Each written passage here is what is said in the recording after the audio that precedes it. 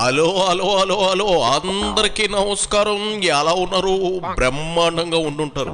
మరి ఈ రోజు రావు గారి రాచబండలోకి వచ్చిన సెలబ్రిటీ ఎవరు నేను చెప్పబోయే ముందు ఇదిగో మన కేకే న్యూస్ని సబ్స్క్రైబ్ చేసుకుని అలాగే ఇదిగో ఈ వీడియోకి ఒక లైక్ ఇచ్చే పనిలో మీరు ఉండండి. మరి రాచబండలోకి వచ్చిన సెలబ్రిటీ ఎవరని చూసే పనిలో నేను ఉంటాను. ఇదిగో ఎవరు బాబు? ఓహో, దేవుడు కొందరికి కొన్ని అదృష్టాలను ఇచ్చేస్తాడు. అలాంటి అదృష్టవంతుల్లో ఒకే ఒక్కడు మన బొత్స. ఎందుకు అనుకుంటున్నారా? ఎదుటివాడు ఏమైపోయినా తాను చెప్పాలనుకున్నది చెప్పేస్తాడు, చెబుతూనే ఉంటాడు. అది మనకు అర్థం అవడానికి తల ప్రాణం తోక్కొస్తుంది.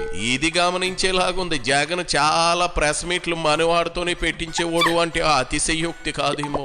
అది సరే, ఎంతకీ మనోడు మొన్న ఎలక్షన్లో ఓడిపోయి ఎమ్మెల్సీ అయ్యాడట. ఆ ఆనందంలో మీడియా గోటాల ముందుకు వచ్చి ఏదో చెప్తా అంటూ ఆవేశపడుతున్నాడు. ఇదిగో బొత్స, మొదలెట్టు నీ వాక్ చాతుర్య పటిమా దాటి. ఇంతకుముందు నా సహచరులుగా నాతో పాటు పార్టీలో పనిచేసిన పెద్దలు, ఇప్పుడు శాసనమండలి సభ్యులుగా ఉంటున్న పెద్దలు కూడా నాతో పాటు ఇచ్చేసిన వీరందరికీ కూడా పేరు పేరున కృతజ్ఞతలు తెలియజేసుకుంటున్నా.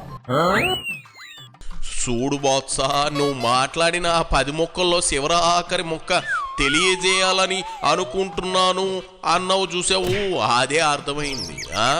ఇదిగో మిగిలిందంతా అస్సాం. ఎందుకు ఈ రోజు నా మీద బాగా పగబట్టేశావు? కొంపదీసి మీ జగనన్న రావు గారి భర్తం బట్టు అని చెప్పాడా ఏటి? ఇదిగో నాకు సూక్తి ముక్తావళి వద్దు, పాయింట్కి వచ్చేయి. ముఖ్యంగా ఈ బాధ్యత నా మీద పెట్టిన ఈ శాసనమండలి సభ్యుడిగా ఉండాలని మరి నిర్ణయించిన పార్టీ అధ్యక్షులు జగన్మోహన్ రెడ్డి గారికి, మరి వారితో పాటు ఇక్కడున్న పెద్దలందరికీ కూడా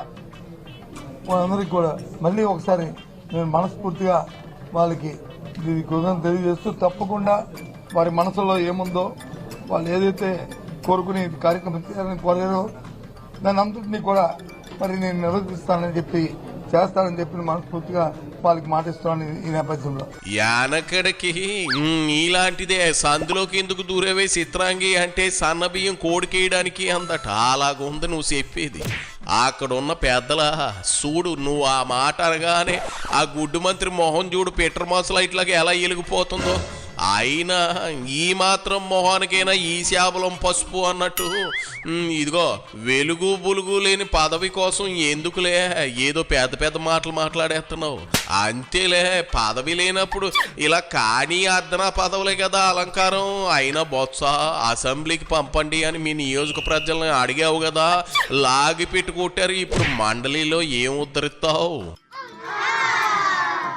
అసెంబ్లీకి రాలేదు, అసెంబ్లీకి వచ్చారా, మండలిలో వచ్చారా లేదా, ఇది సమస్య కాదు.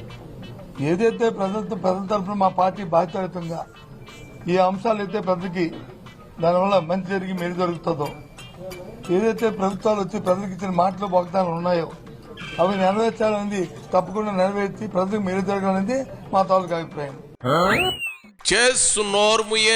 బాధ్యతాయుతం అంటూ పెద్ద పెద్ద మాటలు మాట్లాడుతున్నావు.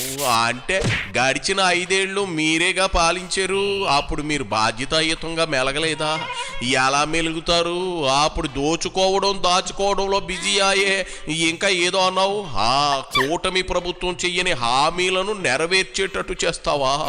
సిగ్గుండాలి, కోసైనా సిగ్గుండాలి. కూటమి ప్రభుత్వం వచ్చి పట్టుమని 3 నెలలు కాలేదు, అభివృద్ధి ఆంబోతుల రంకెలేస్తూ పరిగెడుతుంటే ఇంకా నువ్వేం ప్రశ్నిస్తావు బొచ్చు? అంటే మీలా జాబుకేయాలని రామలు చెయ్యరు అనా? సంపూర్ణ మద్య నిషేధం చేసి మళ్ళీ ఓట్లు అడుగుతాను అని దొంగ అబద్ధాలు చెప్పరానా? బడికి పంపిన ప్రతి పిల్లలకి 15,000 రూపాయలు అమ్మఒడి వేస్తామని చెప్పి అక్కశల్యంలో డబ్బులు నొక్కేస్తారనా? జేబ్ బ్రాండుల పేరుట ప్రజల జేబులకు సిల్లు పెడతారనా? నన్ను రెచ్చగొట్టకు, కోసాలు కదిలిపోతాయి.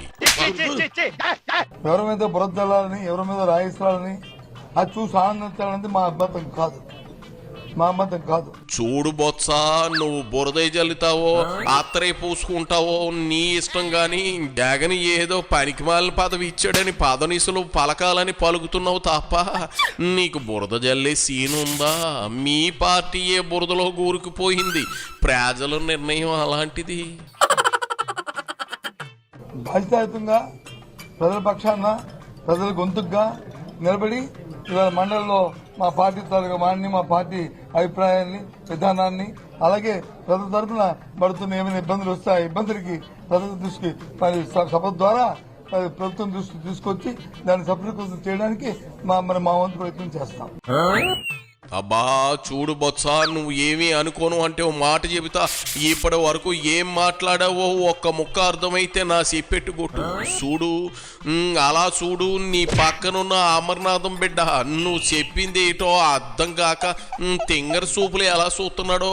ఇదిగో అయినా 11 సీట్లు ఇచ్చి శాసనసభలో కూర్చోబెట్టిన ఒక్కడ కాకపోతే ఒక్క ఎమ్మెల్యే అన్నా మాట్లాడడం లేదు. అసలు ఎందుకు మాట్లాడడం లేదు? అలా భయపడేవాళ్ళు ఇంకేం మాట్లాడతారు ప్రజల పక్షాన? ఎన్నాళ్ళైంది శాసనసభ స్టార్ట్ అయ్యి? ఎన్నాళ్ళైంది? ఇంకా ఓ సభ అయింది. ఆ సభ అప్పుడే మీరు ఆ నిర్ణయానికి వస్తారుగా. ఇప్పుడు 3 నెలలు అయింది. 75 రోజు అనుకుంటాను. మరి ఇప్పుడు ప్రజెంట్ ప్రభుత్వం ఎన్నో వాగ్దానాలు చేసింది. ఎందుకు చేయలేదు అంటే దానికి అర్థం ఉందా? Take time. టేకు టైమా?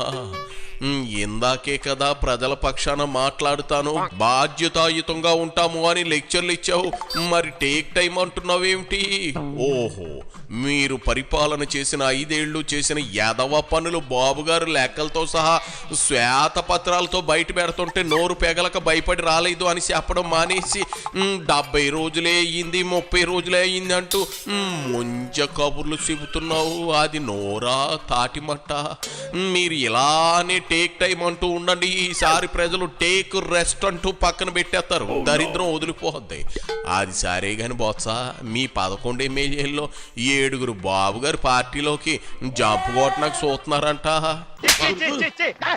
నేను నాకు జ్యోతిష్యం రాదు, నేనేమి జ్యోతిష్యం చెప్పిన వ్యక్తిని కాదు. మీ మీడియాలోకి వచ్చి నేను స్పెక్యులేషన్ చేయలేను. నేను సామాన్యుని, వాస్తవాలకు దగ్గరగా ఉన్నవాడిని. కాబట్టి వాస్తవాలు ఏమంటే మాట్లాడుకుంటాం. లేదు అలాగా, నీకు జ్యోతిష్యం వచ్చేయడానికి అది ఎమ్మెల్సీ పదవి కాదు, అదొక శాస్త్రం. దానికంటూ కొన్ని నియమ నిబంధనలు ఉంటాయి.